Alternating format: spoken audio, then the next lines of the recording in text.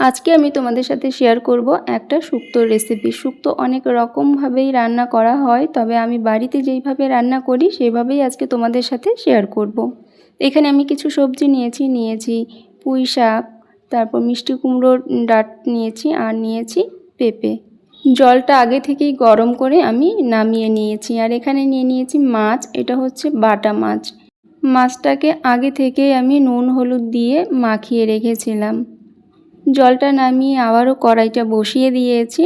কড়াইটা গরম হয়ে যাওয়ার পর আমি দিয়ে দিচ্ছি সর্ষের তেল, আর মাছগুলোকে ভেজে নেব। খুব বেশি ভাজবো না, এপিট ওপিট উল্টে পাল্টে একটু ভাজবো, অল্প ভেজে নেব। 2-3 মিনিটের মতো মাছটা ভেজে নামিয়ে নেব।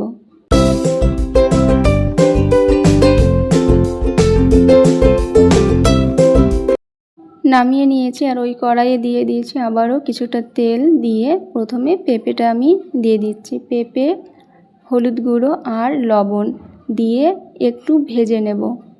হলুদ গুঁড়ো আর লবণটা একটু বেশি করে দিয়েছি, কারণ আমি একবারেই দিয়ে দিয়েছি, আর পরে আর দেব না। হলুদ বা লবণ কিছুই আর দেব না, পুরো রান্নাতে যতটুকু লাগবে ততটুকুই দিয়ে দিয়েছি।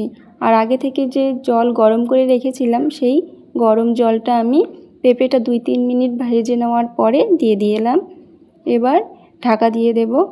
কিছুক্ষণের জন্য পেঁপেটা অর্ধেক সেদ্ধ হয়ে যাওয়ার পর আমি বাকি যে সবজিগুলো আছে সেই সবজিগুলো ঝোলে দিয়ে দেব। একটু নাড়িয়ে নিচ্ছি, একটু নাড়িয়ে নিয়ে এখন অর্ধেক সেদ্ধ হয়ে গেছে পেঁপেটা। এবারে দিয়ে দিচ্ছি সেই সবজিগুলো দিয়ে ভালো করে মিশিয়ে আমি আবারও ঢাকা দিয়ে সবজিটা পুরোপুরি সব কিছু সেদ্ধ করে নেব।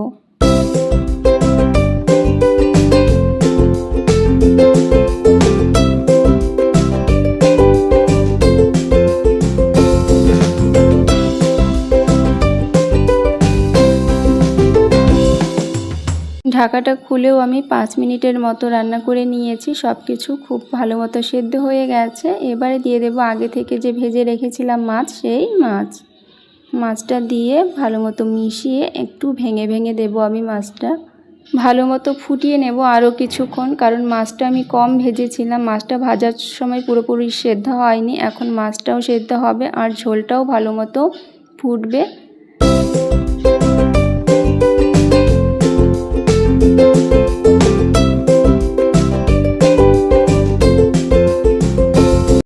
মাছটা দিয়ে দেওয়ার পর আর ঢাকা যাবে না, এমনি আমি রান্না করে নিয়েছি 5 থেকে 7 মিনিট। 5 থেকে 7 মিনিট পরে আমি দেখো নামিয়ে নিয়েছি। এখন দিয়ে নেব ফোড়ন।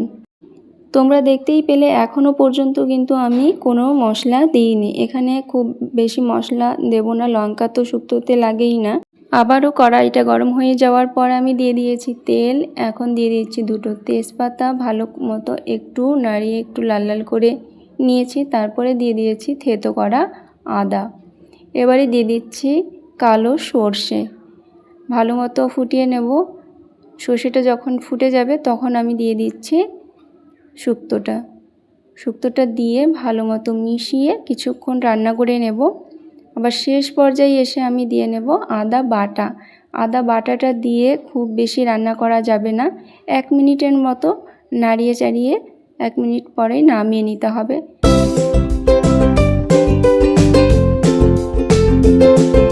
শুক্তোটা আমি নামিয়ে নিয়েছি, আর সবার শেষে তোমাদেরকে দেখাচ্ছি যে আমার রান্নাটা কেমন হয়েছে।